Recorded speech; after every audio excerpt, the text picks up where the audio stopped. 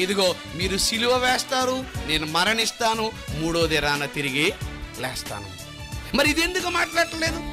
సిలువలో మరణాన్ని కాపాడుకోలేకపోయిన అసమర్థుడు అనుకునే ఈ వ్యక్తి ప్రపంచంలో మూడో రోజున తిరిగి లేచాడు అని ప్రపంచం ఒప్పుకుంటున్నప్పుడు ఏమండి మరణాన్ని నుంచి మూడో దినాన్ని ఎలా తిరిగి లేచాడు అనేది ఎందుకు మాట్లాడలేకపోతున్నారో మీరు ఆలోచించండి.